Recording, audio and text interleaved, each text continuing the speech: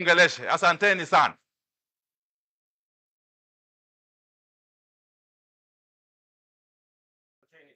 Tafadhali tunaweza keti chini. Thank you very much. Let's take our seats.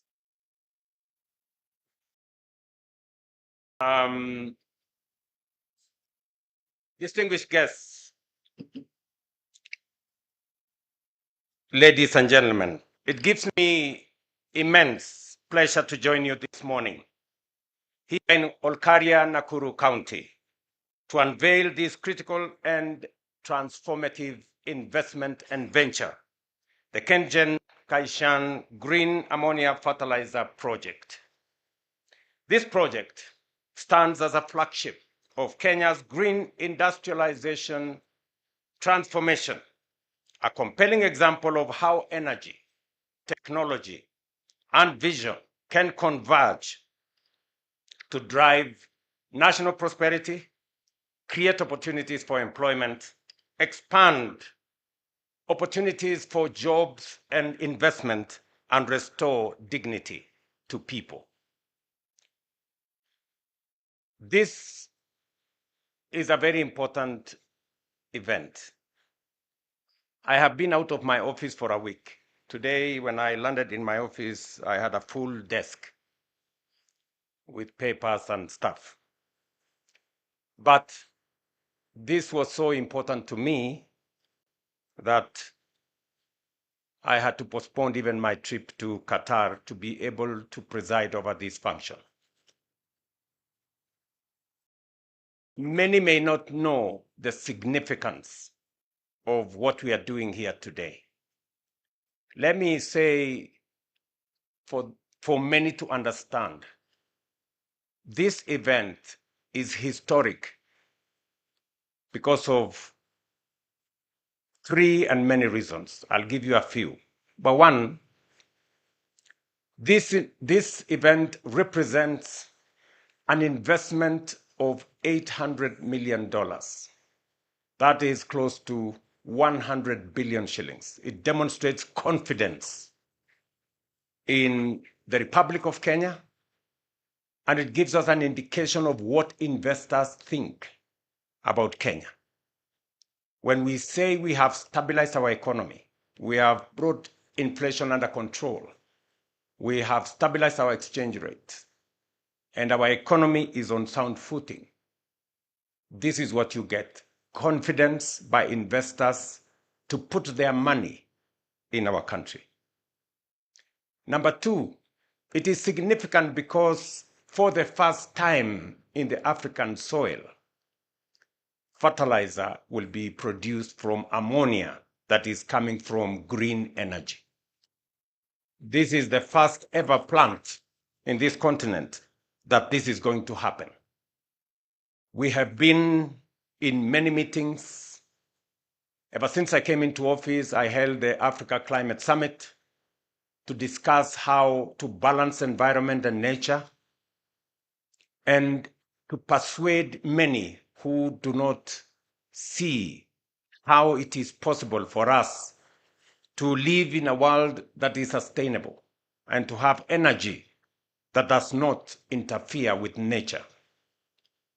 Today is a testimony that green energy is not only sustainable, but it is possible to power our energy needs using green energy. And number three, this event is significant because it speaks to the heart of our nation, and that is farming. And I speak so passionately as a farmer myself that we will now have fertilizer that is not imported. For record, we spend close to 80 billion shillings every year to import fertilizer to Kenya. This plant will now generate fertilizer from our own geothermal resources, using local products, using local raw materials, local energy, local human capital, and 480 metric tons is close to 9.2 million 50 kilogram bags of fertilizer. That means that not only will farmers have a reliable, supply of fertilizer that is not predicated on events elsewhere in the world, whether we have war in Europe or elsewhere, we will not have trouble with logistics. But much more importantly, it's going to save us on our foreign exchange. We will not be using our foreign exchange to import fertilizer. We will be producing fertilizer from our own resources. And therefore, this is a very significant investment and a very significant project for Kenya. It is also important for us to know that while I have pursued the chairman, we were supposed to do this with a different company called FFI, but they let us down. But when I discussed with the chairman of Keshan, and he offered to step in, I have been on this project for the last 2.5 years. I think I have had countless meetings in my office. My good friend, the former CEO of GDC there, who is now an advisor in my office, has been working with me and my economic team to see how we can bring this to fruition. And so I am very, very proud this moment. This morning is a great morning for Kenya and for those of us who are farmers. I am making the first order of 5,000 bags of fertilizer. The first fertilizer I will be the one to use in my farm. Because for decades, farmers, who are the cornerstone of our nation, have borne the burden of unpredictable fertilizer prices, supply shocks, and global volatility. These challenges have inflated food costs, reduced yields, and strained household incomes. In 2023 alone, Kenya imported more than 600 metric tons of fertilizer at a cost of close to 80 billion shillings. In just the first half of 2025, we have imported 443 tons of fertilizer worth nearly 60 billion. That is between January and now. Each shipment represents a cost to our national treasury and to our dollar reserves, and a lost opportunity for young people in Kenya. This government is determined to change that reality, and today's event marks a decisive step towards self-sufficiency and resilience in fertilizer production.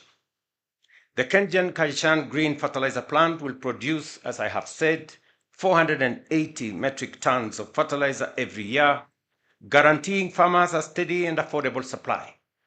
It will shield our economy from global price shocks, strengthen food security, and save the country's valuable foreign exchange reserves that can be now redirected to other national priorities. From deep beneath the Rift Valley flows one of our greatest industrial treasures, the geothermal steel.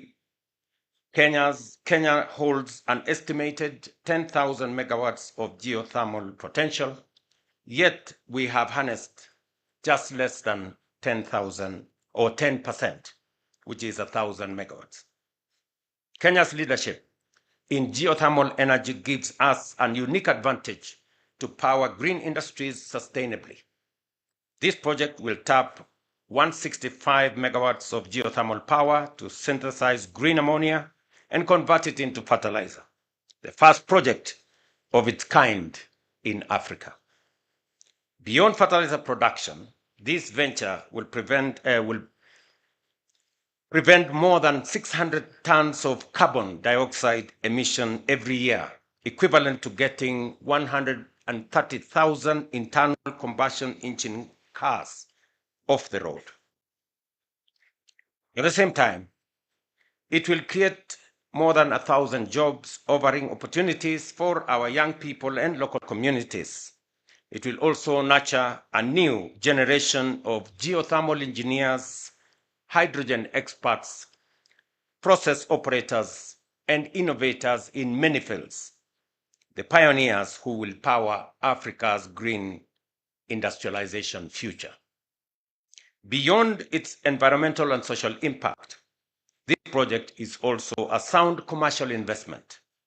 With a total investment value of US dollars 800 million, it is projected to generate more than 13 million US dollars, that is 1.7 billion Kenya shillings in annual profits to KenGen, while opening new frontiers for carbon credit generation and trading under international climate mechanisms. Around the world, markets are rewarding sustainability. Green fertilizer will give Kenyan exports a competitive edge, open new markets for our agribusinesses, and strengthen our position in global value chains. Kenya is proud to lead Africa in proving that green innovation is both profitable and sustainable. Ladies and gentlemen, as you all appreciate, investments in energy are among the most capital-intensive ventures any nation can undertake. Expanding generation, transmission, and distribution requires massive upfront resources, yet it remains the foundation of every thriving economy. Without affordable and reliable power, there cannot be true industrialization, no thriving enterprise, and no inclusive prosperity. That is why we must pursue innovative and sustainable pathways to expand our national energy capacity. Kenya cannot realize her industrial and development aspirations on the current installed capacity of 2,300 megawatts. To power our ambition in manufacturing, mining, agriculture, infrastructure, and digital innovation, we must think bigger, move faster, and invest smarter. As government, we have therefore set out an ambitious target to increase our national energy capacity to at least 10,000 megawatts in the next decade. Achieving this goal will demand bold partnerships, creative financing, and strategic foresight. It is the reason why we are not only giving priority to public-private partnerships, such as the one we launched here today, but also establishing a national infrastructure fund to mobilize long-term blended capital for transformative projects, not only in energy, but also in transport, in our airports, in roads, in our dams, and other critical enablers of growth. As we expand our energy base, we are also transforming how we manage water and food security. We must be a nation that dreams boldly and executes decisively. Our target is to build 50 new mega dams across the country, bringing at least 2.5 million acres of land under irrigation to secure our food supply, boost agricultural productivity, and expand our agricultural exports. We cannot claim to be a food secure nation while still depending on rain-fed agriculture. Expanded irrigation will enable us to cut our current food import bill, now standing at Kenya shillings 500 billion shillings annually, and redirect those resources to finance our national transformation agenda. At the same time, we must expand our road network.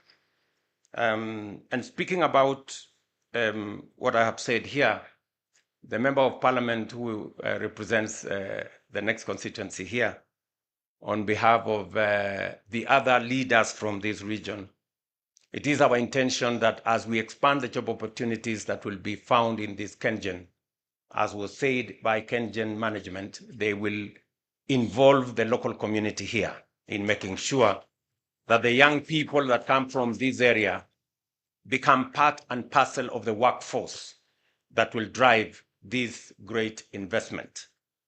Let me also say that as we expand our generation from geothermal, I'm very happy that there's a lot of expertise that has been built at KenGen on dam construction. As we do the 50 mega dams, we should be able to generate an extra 2,000 megawatts of energy and also store enough water to irrigate 2.5 million acres of land. Because at the moment, the land under production in rain-fed agriculture is almost depleted. And therefore, the only potential that exists for us to generate and produce more food and stop importing food to Kenya is to go irrigation. Irrigation, therefore, requires us to store water and to also make sure that we generate energy using that water as we use it for irrigation. And therefore, I am looking forward to working with the leaders in this space, members of parliament, both at the National Assembly and the Senate, as we push the new initiative that will give us an infrastructure fund that is going to work with the private sector. We all realize that unless we leverage the private sector, we will not have enough resources to drive our transformation. But if we work with the private sector, like in this particular case, Keshan is investing $800 million. That is 100 billion shillings. That is not our money. That is not in the balance sheet of the Kenya government. It is private sector money. But how are we connecting the dots? We are giving them a power purchase agreement. We are going to give them a fertilizer purchase agreement that is going to support this investment.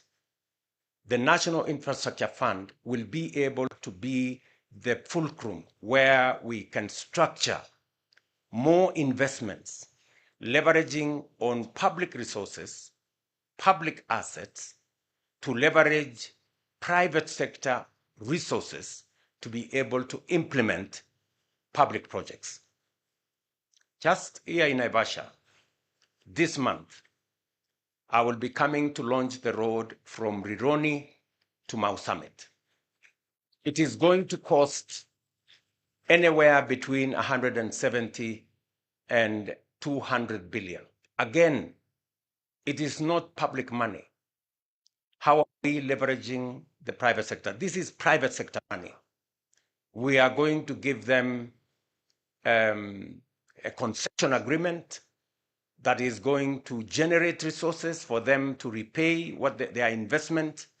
And this is the kind of innovation and creativity that we need in the public sector for us to use public assets, public resources to leverage 3, 4, 5 times private sector resources to be able to drive our transformation. It is no longer possible for us to borrow money to build a road like the one we are going to build here from Rironi to Mau Summit. If we were to borrow 200 billion shillings, we would have to close our books and do nothing else. So it is important for us to know, how are we going to think outside the box? We need to be strategic, we need to be innovative, and we need to be agile in how we leverage the resources that we have. And that is why I am determined that our country has tremendous potential, and we've always talked about it, but we haven't actualized because there has not been enough strategic thinking, enough creative and innovative investments to be able to unlock the great potential that our country is. And that is why I insist that Kenya is a third world country by mistake. And we owe it to the people of Kenya to get Kenya to the right place. Kenya is supposed to be among the first world countries. And we can do it in our lifetime if we are strategic, if we are innovative, and if we can think outside the box. And therefore, I am very confident that this investment energizes our resolve of transforming Kenya to that great nation that it should be. When I say that we should expand, and this is the plan that I'm going to lay out to the people of Kenya, that we should have at least a minimum of 1,000 kilometers of dual carriageway tolled so that we can have enough superhighways in Kenya. I have instructed the Ministry of Roads to work on the first 10,000 kilometers priority list and another 10,000 kilometers phase 2, so that instead of haggling about 2 kilometers here, 10 kilometers there, 20 kilometers here, and we are scrambling and there is negative competition, we should be bold and do between 10 and 20,000 kilometers so that we can connect every part of Kenya and make every region believe that they belong to one great nation called Kenya. At the same time, I will be, and I'm happy that the members of parliament are here. When you go back to parliament, you will find on your desk a proposal from me on sovereign wealth fund and national infrastructure fund, because that is how we are going to move Kenya from a third world country to a first world country.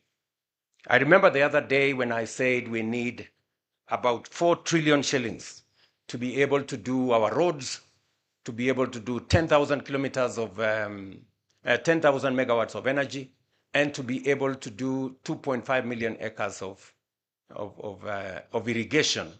Many people think that 4 trillion shillings is not feasible. If this project alone is 100 billion, 4 trillion is just around the corner. And I'm going to show you how we are going to get 4 trillion and transform this nation.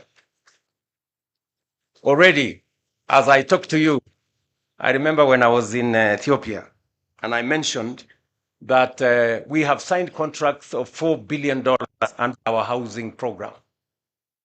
Many people questioned the statistics. I want to repeat. Let me put it in Kenya shillings. $4 billion is roughly close to beyond 500 billion Kenya shillings, almost 600. That is the contracts we have signed in our housing, in our markets, in our hostels. And we have done it using our own resources. We have not borrowed a shilling from anybody.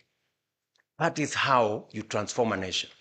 And that is how we're going to move Kenya from a third world country to a first world country in our lifetime, by doing the innovative stuff, by working with creativity, by having strategic foresight.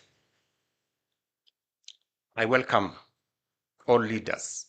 I'm happy members of parliament are here, and every other Kenyan, that we're going to work together. This is the scale of our ambition and the measure of our determination to build a modern, food-secure nation supported by world-class infrastructure that powers opportunity and prosperity for every Kenyan.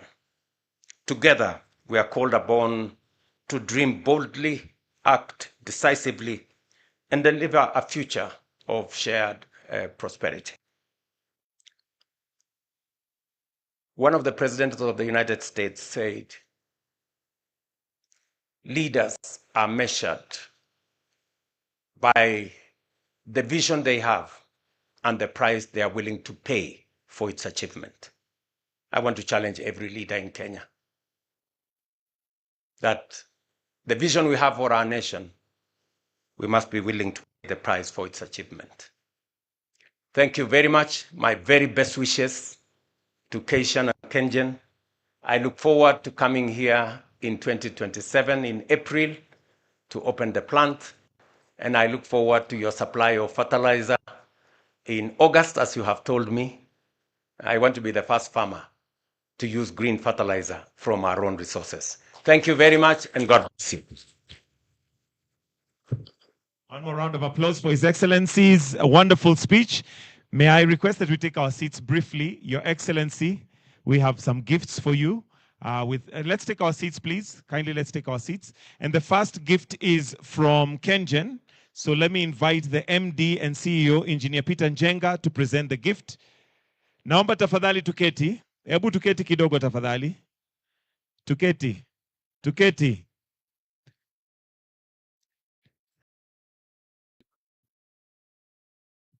Asanteni sana. Wananchi wa hapa wanasema hawajapata stima. Very good. Sasa wewe waziri, kabla hujatoka hapa ukubaliane na hawa wananchi. Ketini tu, ketini chini. Utakubaliana na hawa wananchi vile watapata stima. Si ndio? Si nyinyi ndio mnatusaidia kupata stima Kenya mzima? Na si nyama ikichinjwa iko na ya wale wa kuchinja nyumbani pale. So waziri and your peers, I want you to work with the community around here. I know some houses, kuna manyumba zingine zimepata, lakini hao wananchi wanasema hawajapata stima ya kutosha. Ni namna hiyo.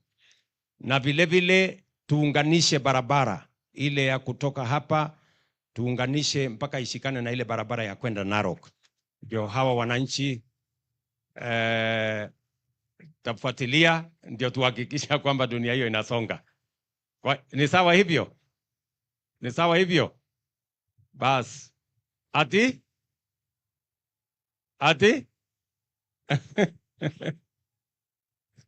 Aya, asante sana. Thank you very much. Thank you very much.